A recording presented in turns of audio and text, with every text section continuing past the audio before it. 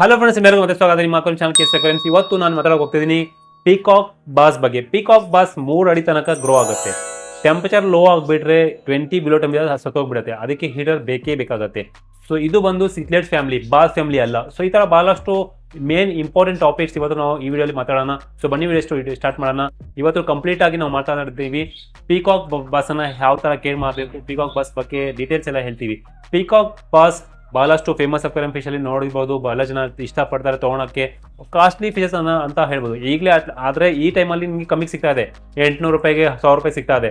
ಆದರೆ 3 ವರ್ಷ ಹಿಂದೆ ನನಗೆ ಆ ಟೈಮಲ್ಲಿ ನನಗೆ ಆಸೆ ಇತ್ತು ಪಿಕಾಕ್ ಬಾಸ್ ಇಡಬೇಕಂತ. ಸೊ ನಾನು ಆವಾಗ ಒಂದು ಡೀಲರ್ಗೆ ಮೆಸೇಜ್ ಮಾಡಿದ್ದೆ, ಬಾಂಬೆ ಡೀಲರ್ಗೆ. ಹೆಸರು ಇಲ್ಲ, ಹಂಗೆ ಹೇಳ್ತೀನಿ. ಸೊ 3 ವರ್ಷ ಹಿಂದೆ ನಾನು ಮೆಸೇಜ್ ಮಾಡುವಾಗ ಅವನ ಹತ್ರ 8 ಇಂಚಸ್ಸು ಒಂದು ಪಿಕಾಕ್ ಬಾಸ್ ಪೇರ್ ಇತ್ತು. ಎಷ್ಟು ಪೇರ್ ಅಂತ ಕೇಳಿದ್ದಕ್ಕೆ 50,000 ರೂಪಾಯಿ ಹೇಳಿದ್ದ ಆವಾಗ.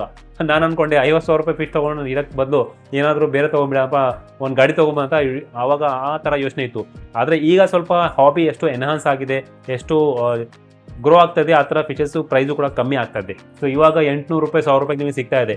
ಪೀಕಾಕ್ ಬಾಸ್ ಇಡೋಣ, 4 ವಸ್ತುಗಳು ನೋಡ್ಕೊಂಡ್ರೆ ನೀವು ಆರಾಮಾಗಿ ಪೀಕಾಕ್ ಬಾಸ್ ಇಡ್ಬೋದು. ಆ ವಸ್ತು ಹೇಳ್ತೀನಿ, ಜಾಸ್ತಿ ವಿಡಿಯೋ ಲೆಂತ್ ಮಾಡಲ್ಲ.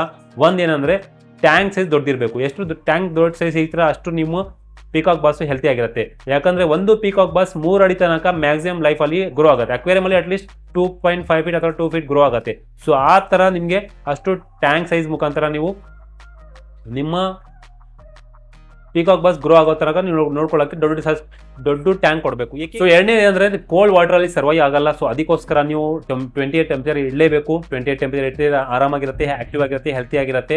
ಬಿಲೋ ಟೆಂಪರೇಚರ್ 20 ಹೋಗಿಬಿಟ್ರೆ ಅದು ಸತ್ತೋಗ್ಬಿಡುತ್ತೆ, ಇಲ್ಲ ಅಂದರೆ ಕಾಯಿಲೆ ಬಂದ್ಬಿಡುತ್ತೆ. ಸೊ ನೀರಿನ ಕ್ವಾಲಿಟಿ ಮೇನ್ ಇಂಪಾರ್ಟೆಂಟ್ ಬೇಕು, ಜೊತೆಗೆ ಮೇಂಟೈನ್ ಟೆಂಪರೇಚರ್ ಕೂಡ ಬೇಕು. ಸೊ ಎರಡನ್ನ ನೋಡ್ಕೊಂಡ್ರೆ ನೀವು ಆರಾಮಾಗಿ. ಮತ್ತೆ ಮೂರನೇದು ಹೈಡಿಂಗ್ ಪ್ಲೇಸ್ ಜಾಸ್ತಿ ಬೇಕು. ಟ್ಯಾಂಕಿನ 30% ಅಷ್ಟು ಭಾಗ ಹೈಡಿಂಗ್ ಪ್ಲೇಸ್ ಇರಬೇಕು.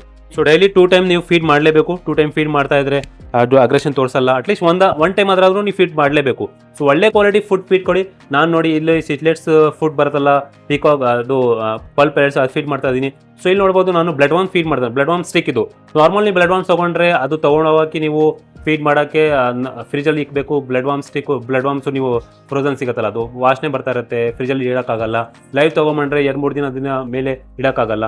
ಸೊ ಅದಕ್ಕೋಸ್ಕರ ಏನು ಮಾಡ್ಬೇಕು, ನೀವು ಈ ಥರ ಬ್ಲಡ್ ವಾರ್ಮ್ ಸ್ಟಿಕ್ ಸಿಗುತ್ತೆ. ಅಟ್ಲೀಸ್ಟ್ ನೀವು 2 ವರ್ಷ ತನಕ ಇದ್ದು ಆರಾಮಾಗಿ ಆಗ್ಬೋದು. ನೋಡಿ ಎಲ್ಲ ಫಿಶಸ್ ತಿಂತಾ ಇದೆ, ಜೊತೆಗೆ ಪೀಕಾಕ್ ಬಾಸು ಕೂಡ ತಿಂತಾ ಇದೆ. ಎಲ್ಲ ಮೂನ್ಸ್ಟರ್ ಫಿಶಸ್ ಆರಾಮಾಗಿ ಕೊಡ್ಬೋದು. ಸಿಂಕಿಂಗ್ ಪೈಲೆಟ್ಸು ಹೋಗಿ ಕೆಳಗಡೆ ಕೂತ್ಕೊಳ್ಳುತ್ತೆ, ಆರಾಮಾಗಿ ಎಲ್ಲ ಫಿಶಸ್ ತಿನ್ನುತ್ತೆ. ಒಳ್ಳೆ ಫೀಡಿಂಗು ಕೂಡ ಇದು. ಮತ್ತು ನ್ಯಾಚುರಲ್ ಕಲರ್ ನಿಮಗೆ ಫಿಶಸ್ಗೆ ಕಲರ್ ಎನ್ಹಾನ್ಸ್ ಮಾಡೋಕ್ಕೆ. ಸೊ ನೋಡಿ ಇದು tank size 2 feet by 2 feet. ನೋಡಿ ಇದು ಮೊದಲು ಮರೀನ್ ಟ್ಯಾಂಕ್ ಇದ್ದಿದ್ದು. ಮೊದಲು ಮರೀನ್ ಟ್ಯಾಂಕಿನ ಲೈಟ್ ಇನ್ನೂ ಯೂಸ್ ಮಾಡ್ತಾ ಇದ್ದೀನಿ. ಮತ್ತು ಫಿಲ್ಟರ್ ಸಿಸ್ಟಮ್ ಚೆನ್ನಾಗಿದೆ. 2 feet by 2 feet by 2 feet tank 10 mm ಗ್ಲಾಸಲ್ಲಿ ಮಾಡಿರೋದು.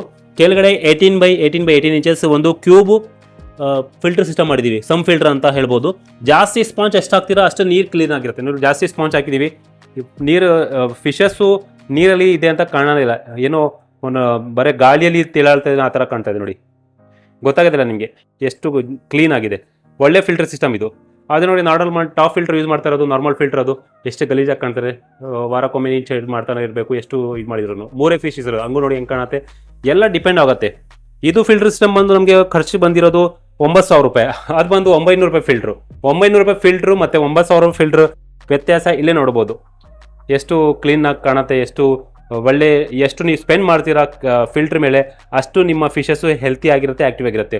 ಸೊ ಟೋಟಲ್ 12 ಫಿಶಸ್ ನಾನು ತೊಗೊಂಬಂದು ಹಾಕಿದ್ದೆ. 12 ಫಿಶಸಲ್ಲಿ ಈಗ 10 ಫಿಶಸ್ ಇದೆ. 2 ಫಿಶಸ್ ಸ್ವಲ್ಪ ಜಂಪ್ ಮಾಡಿ ಸತ್ತೋಯ್ತು.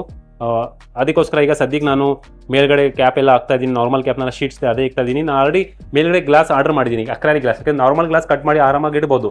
ಒಂದಿನ ತೊಗೊಂಡ್ಬಂದು 300-400 ರೂಪಾಯಿ ಸಿಗ್ಬಿಡುತ್ತೆ. ಆದರೆ ಲಿಫ್ಟ್ ಮಾಡುವಾಗ, ತೆಗುವಾಗ, ಫೀಡ್ ಹಾಕುವಾಗ ಕೆಳಗಡೆ ಕಾಲ್ ಮೇಲೆ ಏನಾದರೂ ಬೀಳ್ತಾರೆ, ಜಾಸ್ತಿ ರಿಸ್ಕ್ ಆಗುತ್ತೆ. ಅದಕ್ಕೋಸ್ಕರ ಬರೀ ಅಕ್ರಾಲಿಕ್ ಲೈಟ್ ವೆಯ್ಟ್ ಬರುತ್ತೆ, ಅದು ಆರ್ಡರ್ ಮಾಡಿದ್ದೀನಿ. ಅದು ಬಂದರೆ ಆದಮೇಲೆ ಅದಾದ್ಮೇಲೆ ಏನು ಟೆನ್ಷನ್ ಇಲ್ಲ.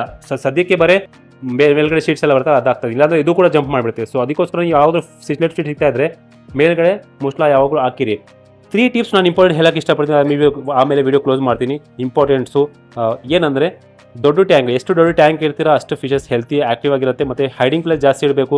ಹೈಡಿಂಗ್ ಪ್ಲೇಸ್ ನೋಡಿ, ಎಷ್ಟು ಜಾಸ್ತಿ ಹೈಡಿಂಗ್ ಪ್ಲೇಸ್ ಇರ್ತಾ ಅಷ್ಟು ಫಿಶಸಲ್ಲಿ ಅಗ್ರೆಷನ್ ಕಮ್ಮಿ ಆಗುತ್ತೆ. 3 ಟೈಮ್ ಟು ಟೈಮ್ ಫೀಡಿಂಗ್ ಕೊಡಬೇಕು. ಸಿಟ್ಲೆಟ್ಸ್ ಸ್ಪೆಷಲಿ ಸಿಟ್ಲೆಟ್ಸ್ಗೆ ಟೈಮ್ ಟು ಟೈಮ್ ನೀವು ಫೀಡ್ ಮಾಡ್ತಾ ಇದ್ದರೆ ಫಿಶಸ್ ಅಗ್ರೆಷನ್ ತೋರಿಸಲ್ಲ, ಒಂದಕ್ಕೊಂದು ಆರಾಮಾಗಿರುತ್ತೆ.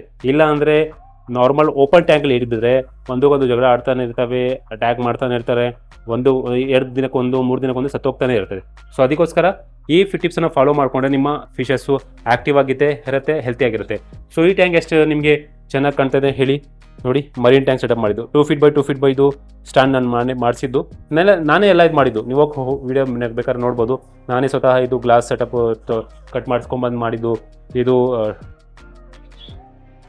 ಸ್ಟ್ಯಾಂಡು ಕೂಡ, ಕೆಳಗಡೆ ಸಂಪು ಕೂಡ ಎಲ್ಲ ಮಾಡಿರೋದು. ಸೊ ನೋಡಿ ಎಷ್ಟು ಚೆನ್ನಾಗಿ ಕಾಣುತ್ತೆ ಸಿಟ್ಲೆಟ್ಸು.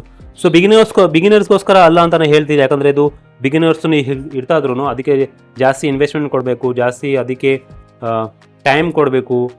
ಮತ್ತು ಎಲೆಕ್ಟ್ರಿಸಿಟಿ ಬಿಲ್ಲು ಕೂಡ ಲೈಟು ಮತ್ತು ಹೀಟರು ಯಾವಾಗಲೂ ಆನ್ ಇರಬೇಕು, ಫಿಲ್ಟ್ರು ಎಲ್ಲ ಇದಕ್ಕೆ 200-300 ರೂಪಾಯಿ ಫಿಲ್ಟ್ರ್ ಬರೀ 200 ರೂಪಾಯಿ ಅಟ್ಲೀಸ್ಟ್, ಇದಕ್ಕೆ 150 ಅಟ್ಲೀಸ್ಟ್, ಇದಕ್ಕೆ 150 ಅಟ್ಲೀಸ್ಟು ಕರೆಂಟ್ ಬಿಲ್ ಬಂದುಬಿಡುತ್ತೆ ಸಪ್ರೇಟು.